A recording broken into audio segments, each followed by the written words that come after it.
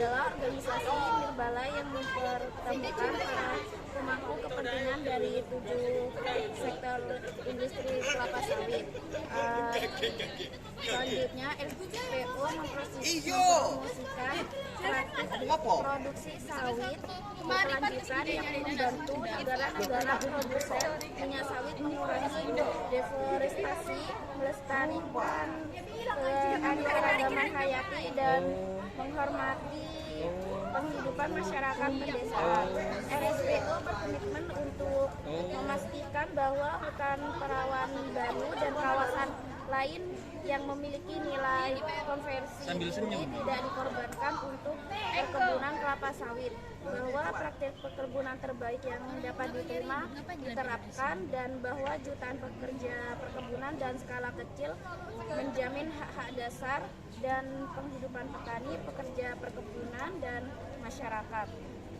Adapun properti, people, dan planet ini, properti meliputi aspek ekonomi seperti kesejahteraan pekerja, hubungan dengan pemasok, dan kontribusi terhadap pembangunan ekonomi lokal. Untuk people ini berfokus pada aspek sosial termasuk hak asasi manusia, hubungan dengan masyarakat, dan kondisi kerja yang layak.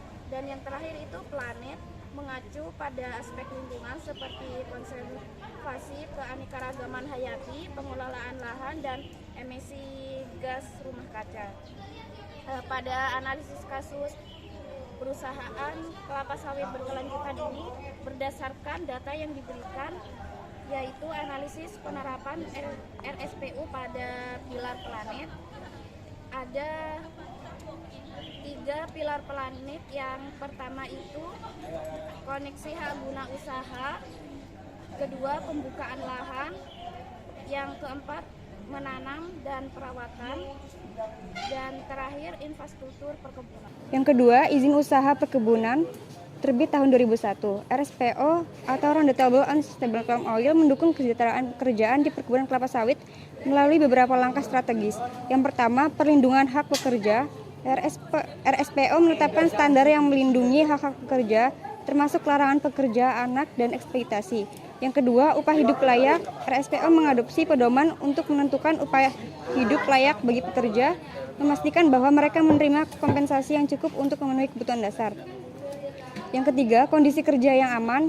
RSPO mendorong penerapan prosedur operasi standar atau SOP untuk memastikan keselamatan dan kesehatan kerja, termasuk penggunaan alat pelindung diri atau APDE dan lingkungan kerja yang aman. Lalu yang keempat, ada fasilitas sosial. Beberapa anggota RSPO menyediakan fasilitas seperti penitipan anak untuk mendukung pekerja sehingga mereka dapat bekerja dengan tenang. Yang kelima, pelatih dan edukasi. RSPO juga berfokus pada peningkatan keterampilan dan pengetahuan pekerja melalui program pelatihan yang membantu mereka dalam pengembangan karir. Lalu yang ketiga, perusahaan berdampingan dengan masyarakat adat suku Dayak, Melayu, dan pendatang Bugis yang telah menempati area tersebut sebelum perusahaan datang dan beroperasi. Perusahaan yang beroperasi di area yang dihuni oleh masyarakat adat suku Dayak, Melayu, dan pendatang Bugis menghadapi dinamika sosial yang kompleks. Yang pertama, hubungan sosial. Masyarakat Dayak memiliki ikatan budaya yang kuat dengan tanah mereka. Sementara suku Bugis dikenal sebagai pelaut dan perantau yang membawa tradisi mereka ke daerah baru. Ini menciptakan interaksi yang unik antara budaya lokal dan pendatang. Yang kedua, tantangan keberlanjutan. Perusahaan seringkali berhadapan dengan isu-isu seperti hak atas tanah dan dampak lingkungan dari operasi mereka yang dapat menimbulkan ketegangan dengan masyarakat adat. Yang ketiga, peluang kolaborasi. Ada potensi untuk kolaborasi dalam pengelolaan sumber daya alam yang berkelanjutan dengan melibatkan masyarakat lokal dalam pengambilan keputusan. Yang keempat, perlunya dialog. Komunikasi yang efektif antara perusahaan dan masyarakat sangat penting untuk membangun hubungan yang harmonis dan mengatasi konflik. Yang kelima, pengakuan hak-hak masyarakat adat. Secara ideal, penerapan SPO dapat mendorong pengakuan terhadap hak-hak masyarakat adat atas tanah dan sumber daya alam. Yang keenam, peningkatan kesejahteraan. RSPO dapat membuka peluang bagi masyarakat adat untuk terlibat dalam rantai pasok kelapa sawit, baik sebagai pekerja, pemasok buah segar, atau melalui skema kemitraan. Ketujuh, konservasi lingkungan. Komitmen RSPO terhadap praktik-praktik pertanian berkelanjutan dapat membantu melindungi keanekaragaman hayati dan ekosistem yang penting bagi masyarakat adat. Infrastruktur jalan atau jembatan akses pendidikan dan kesehatan belum layak. Perusahaan bekerja sama dengan pemerintah dalam upaya pemerintahan infrastruktur pendidikan dan kesehatan bagi masyarakat adat. Kerjasama tersebut akan mencapai keuntungan bersama dalam kemajuan perekonomian di daerah tersebut, di mana masyarakat mendapatkan fasilitas yang lebih memadai, meliputi pembangunan infrastruktur, pendidikan ke jenjang lebih tinggi, dan kesehatan bagi masyarakat setempat. Selain itu, perkembangan infrastruktur dapat meningkatkan dan memudahkan kegiatan industri bagi perusahaan kelapa sawit dalam hal produksi, distribusi, dan pemasaran. Upaya penerapan RSPO di perusahaan tersebut berdasarkan pilar people. Yang pertama, keterlibatan masyarakat lokal. Prinsip FPIC memastikan bahwa masyarakat lokal termasuk masyarakat adat dilibatkan dalam setiap tahap pengambilan keputusan terkait penggunaan lahan dan operasi perusahaan ini, termasuk mendapatkan persetujuan mereka sebelum memulai proyek baru. Yang kedua, program pendidikan dan pelatihan. Menyediakan pelatihan bagi petani lokal tentang praktik pertanian berkelanjutan dan teknik budidaya yang sesuai dengan standar RSPO. Ini membantu meningkatkan pengetahuan dan keterampilan masyarakat dalam mengelola kebun mereka. Yang ketiga, peningkatan kesejahteraan sosial. Mengimplementasikan program-program sosial yang bertujuan untuk meningkatkan kesejahteraan masyarakat sekitar, seperti pembangunan infrastruktur, pendidikan, dan kesehatan. Misalnya, mendukung pembangunan sekolah atau pusat kesehatan di desa sekitar konsensi. Yang keempat, pemberdayaan ekonomi, mendorong kemitraan dengan petani lokal untuk meningkatkan pendapatan mereka melalui skema bagi hasil atau kontrak pemasaran yang adil. Hal ini dapat menciptakan peluang ekonomi bagi masyarakat sekitar. Yang kelima, perlindungan hak pekerja, memastikan bahwa semua pekerja di perusahaan tersebut bekerja dari masyarakat lokal mendapatkan perlindungan hak mereka, termasuk upah yang adil, kondisi kerja yang aman, dan kebebasan berserikat.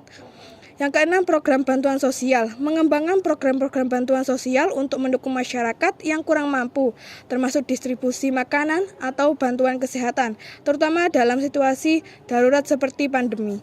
Yang ketujuh, monitoring dan evaluasi berkelanjutan, melakukan monitoring dan evaluasi secara berkala terhadap dampak sosial dari kegiatan perusahaan terhadap masyarakat lokal untuk memastikan bahwa semua inisiatif berjalan dengan baik dan memberikan manfaat nyata bagi komunitas.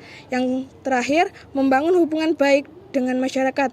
Mengadakan forum atau area konsepsi perusahaan meliputi 10 desa yang masih memegang teguh budaya lokal. Terdapat kurang lebih 100 orang angkatan kerja dengan tingkat pendidikan masyarakat rata-rata lulusan SLTP dan SLTA. 12 orang diantaranya lulusan strata 1. Yang pertama ada analisis dampak konsesi perusahaan kelapa sawit terhadap masyarakat lokal. Yang kedua ada luas area dan jumlah desa, yaitu konsesi perusahaan mencakup 10 desa mengindikasi potensi dampak yang luas terhadap masyarakat setempat.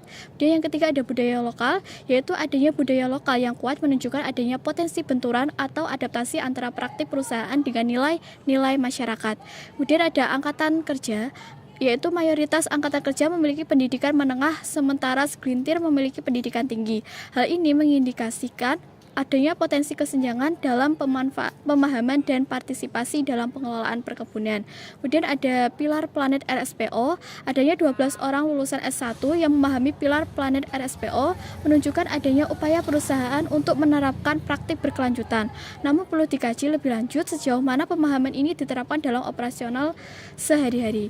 Yang kelima yaitu di dalam area konsesi terdapat aliran sungai Kapuas yang digunakan masyarakat untuk akses transportasi, sumber mata pencaharian, penyediaan kebutuhan protein hewani, pemanfaatan air untuk kebutuhan sehari-hari, dan simbol atau ritual adat istiadat lokal.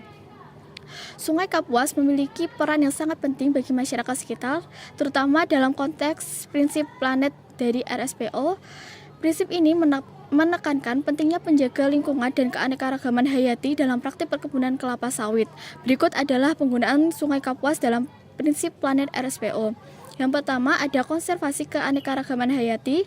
Sungai Kapuas mendukung berbagai ekonomi yang kaya akan keanekaragaman hayati. Melindungi sungai ini berarti juga melindungi flora dan fauna yang bergantung padanya. Yang kedua ada pengelolaan sumber daya air. Penggunaan air sungai untuk kebutuhan sehari-hari dan irigasi harus dilakukan dengan bijak untuk memastikan keberlanjutan sumber daya air. Yang ketiga ada pengurangan dampak lingkungan. Praktik perkebunan kelapa sawit harus meminimalkan dampak negatif terhadap sungai seperti pencemaran air dan erosi tanah. Yang keempat ada keterlibatan masyarakat lokal.